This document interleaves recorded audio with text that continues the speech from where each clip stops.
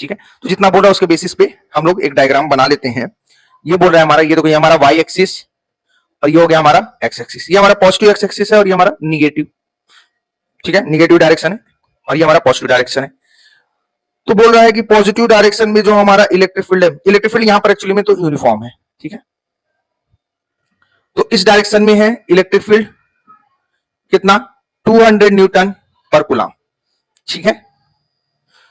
और इस डायरेक्शन में भी हमारा इलेक्ट्रिक फील्ड है वो कितना है 200 न्यूटन पर कूलम, ठीक है। दोनों ही डायरेक्शन में हमारा इलेक्ट्रिक फील्ड सेम दे रखा है।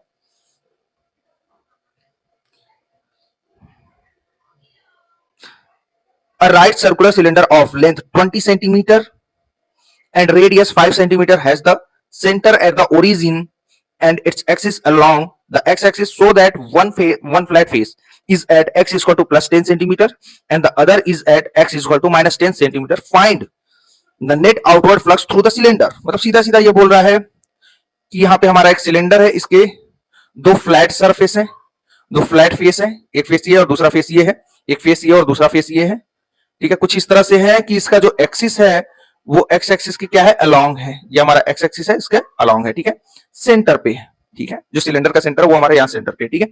अच्छा, यहां से जो डिस्टेंस दे रखा है वो दे रखा है 10 सेंटीमीटर और यहां से डिस्टेंस 10 सेंटीमीटर, ये माइनस 10 सेंटीमीटर हो गया, प्लस 10 सेंटीमीटर, ठीक है। चलो, और इसका रेडियस हमें दे रखा है, इसका जो रेडियस है वो है 5 सेंटीमीटर, ठीक है। तो गिवन डेटा हम लोग यहीं पे लिख लेते हैं। गिवन डेटा क्या क्या दे रखा है, इलेक्ट्रिक फील्ड जो कि यूनिफॉर्म है हर एक पॉइंट पर और वो कितना है 200 न्यूटन पर कूलम, ठीक है। रेडियस दे रखा है सिलेंडर का वो है 5 सेंटीमीटर, मीटर में कन्वर्ट कर लेंगे 5 into 10 to the power minus 2 metre, clear है। और क्या दे रखा है, लेंथ दे रखा है 20 सेंटीमीटर, सिलेंडर की लेंथ दे रखी है 20 सेंटीमीटर, वैसे लेंथ की जरूरत है नहीं बट लिख लेते हैं, ठीक है। अब बोल रहा है फर्स्ट जो है फाइंड आउट करना है, फाइंड आउट हमें करना है first electric flux through this close cylindrical surface. अब electric flux through this close cylindrical surface हमें फाइंड आउट करना है। तो नेट फ्लक्स क्या होगा, हमें पता है नेट फ्लक्स क्या होता है, integral vector E dot D A, पता है कि नहीं। अच्छा, यहां पर हमें फ्लक्स कौन कौन से सरफेस के थ्रू मिलेगा, आ जाओ देख लेते हैं।